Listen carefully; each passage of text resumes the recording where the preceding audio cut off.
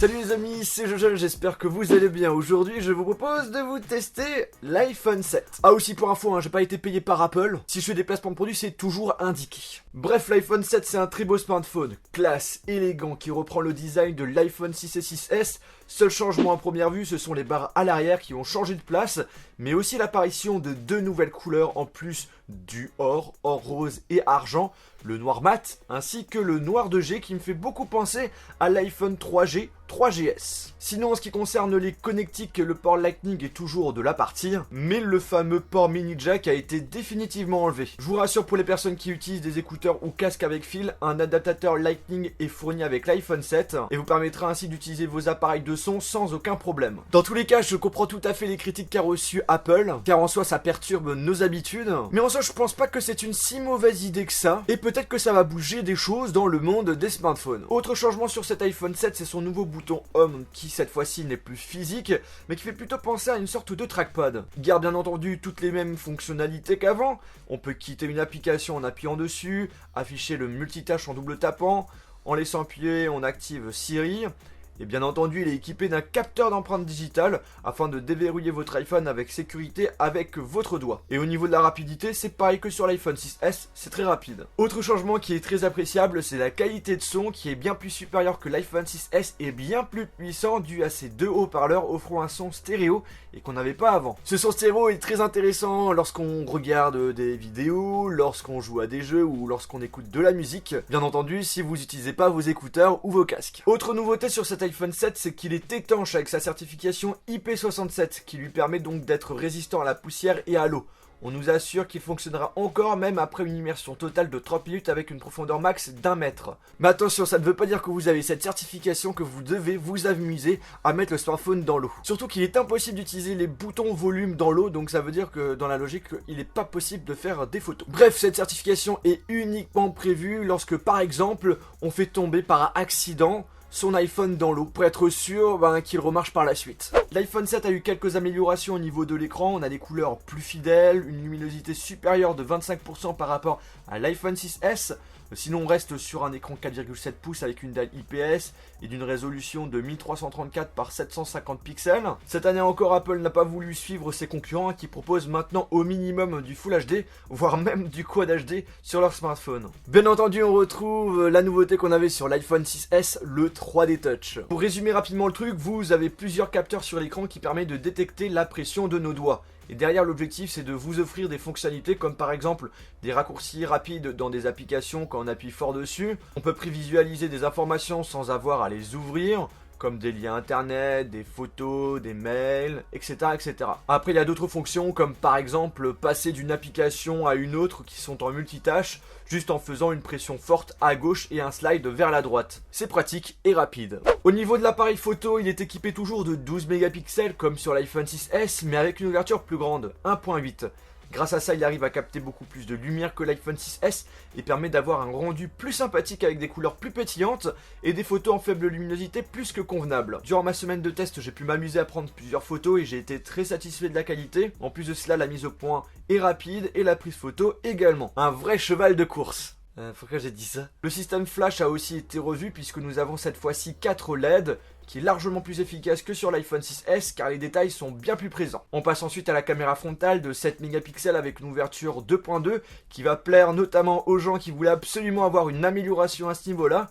Parce que là, c'est vraiment le cas, on a des couleurs plus belles, un rendu plus net et un système flash en faible luminosité encore plus efficace. Seule critique que je peux faire, c'est l'absence du grand angle que j'aurais bien aimé avoir. Au niveau de la vidéo, avec la caméra arrière, on peut filmer jusqu'en 4K 30 images par seconde et il est équipé cette fois-ci d'un stabilisateur optique et non numérique. Les mouvements sont donc très peu présents et franchement la qualité vidéo est géniale et je pense que cette année encore l'iPhone sera le meilleur smartphone en vidéo. Et pour finir, on peut aussi parler de la qualité vidéo en caméra frontale qui est également pas mal et qui a été améliorée puisqu'on peut filmer en Full HD.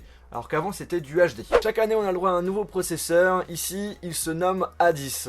Et ce processeur fusionné avec iOS 10 permet à l'iPhone 7 d'être le smartphone le plus puissant qui existe aujourd'hui. D'après bien entendu les logiciels de benchmark qui le met en haut de la liste. Après, je sais que c'est des chiffres, ça ne veut rien dire. Mais je sais que certains d'entre vous portent beaucoup d'importance à ces chiffres. En tout cas, je peux vous le confirmer, cet iPhone est rapide, fluide. J'ai rencontré vraiment aucun lag, même dans les gros jeux. Mais je tiens à préciser tout de même que malgré des scores assez imposants, il reste tout de même assez difficile de voir des grosses différences avec l'iPhone 6S qui, lui aussi, se débrouille très bien. Encore cette année, il ne sera pas possible de rajouter de la mémoire via une carte micro SD. Par contre, le point positif, c'est qu'Apple cette année a doublé la capacité de mémoire sans avoir trop augmenté son prix. Donc ça, c'est une bonne nouvelle. On a au choix 32 Go, 128 Go et 256 Go. Au niveau de la batterie, qu'est-ce que ça donne? Eh bien écoutez, ce n'est pas exceptionnel, l'autonomie est moyenne. Déjà, ce qu'il faut savoir, c'est qu'il y a vraiment, à première vue, pas de réelle différence entre l'autonomie de l'iPhone 6S et de l'iPhone 7. C'est le ressenti que j'ai, mais c'est également le cas pour d'autres amis à moi qui ont aussi l'iPhone 7 et l'iPhone 6S et qui ont pu faire un peu la comparaison. Bref, on est sur l'autonomie moyenne, ça veut dire qu'au final, vous pouvez quand même tenir une journée en utilisation normale, c'est-à-dire aller sur les réseaux sociaux quelquefois, naviguer sur internet, pourquoi pas regarder quelques petites vidéos, utiliser un petit peu le GPS, et puis c'est tout. Pour une utilisation intensive, vous allez vraiment galérer à finir la journée. Pour ceux qui veulent vraiment avoir des chiffres, je vais vous en donner. Par exemple, pour l'application Google Maps, je l'ai utilisé pendant 2 heures, j'ai perdu 30% de batterie. Autre exemple avec l'application Epic Citadel, où j'ai mis la luminosité à fond, j'ai perdu 19% pour 40 minutes d'utilisation. On passe maintenant à la partie système. Cet iPhone 7 est sous le dernier OS d'Apple, l'iOS 10. Et je vous le dis direct, le système est simple à utiliser, c'est intuitif, vous avez plein d'applications et de jeux sur l'App Store. Niveau contenu, il y a de quoi faire. Bref, là je vais vous lister les différentes fonctionnalités qu'on a sur iOS 10 pour que vous ayez une idée de ce que vous aurez. Déjà, première fonction toute bête mais pratique, c'est que votre iPhone s'allume dès qu'on prend l'appareil en main. Après, dans la partie lock screen, pour déverrouiller votre appareil, maintenant il faut appuyer sur le bouton Home, le slide n'est plus présent. Ensuite, tout à gauche de votre Springboard, et c'est pareil sur le lock screen, on retrouve tous les widgets, alors qu'avant c'était directement dans la partie notification. Puis le Control Center a un peu changé avec notamment l'apparition de 2 nouvelles pages, l'une dédiée à l'application musique et l'autre à la fonction maison si vous l'utilisez. Alors qu'est-ce que c'est que la fonction maison ou encore appelée HomeKit?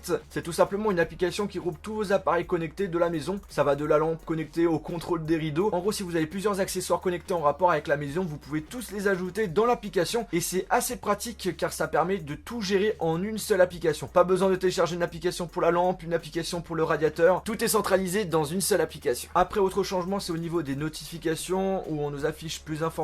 On peut plus facilement interagir avec et on peut supprimer toutes les notifications rapidement en laissant appuyer à droite sur la croix de la première notification. Sinon, on a une meilleure organisation des photos, pas mal de changements dans l'application message où on peut envoyer des messages écrits, des dessins, des émoticônes animés, mais une grande partie des fonctionnalités marche si votre destinataire a un appareil sous iOS 10. Puis vous avez le correcteur qui est devenu plus intelligent lorsque vous écrivez en plusieurs langues. Il ne va plus essayer de corriger votre mot en anglais avec un mot en français. Et aussi, ça c'est très cool, on peut cacher les applications de base d'Apple qui nous embêtaient à chaque fois. Pour en enlever une, c'est la même méthode pour supprimer des applications. Et pour la remettre, il suffit d'aller la chercher sur l'App Store. En ce qui concerne le prix, bien entendu, ce n'est pas une surprise, ça reste très cher. Comptez 769 € pour la version 32 Go, 879 € pour la version 128 Go et 989 € pour la version 256 Go. En effet, ça fait mal au derrière. Bref, cet iPhone 7 est un très bon smartphone qui a beaucoup de qualité, mais je trouve qu'il manque le petit truc qui fait qu'on doit l'acheter. Donc l'iPhone 7, personnellement, je trouve que ce n'est pas l'iPhone à acheter si vous avez un iPhone 6S par exemple. En effet, par rapport à l'iPhone 6S, il n'y a pas vraiment de gros changements. Par contre, si vous avez un ancien iPhone, là vous pouvez foncer, le changement se comprend. En tout cas les amis, j'espère vraiment que cette vidéo vous a plu. Si c'est le cas, n'oubliez pas de mettre un pouce bleu. Pour ceux qui sont intéressés par l'iPhone 7 Plus,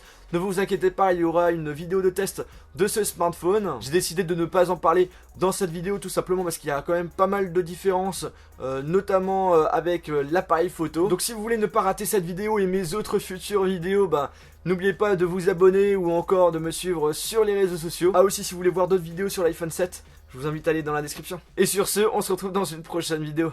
Salut!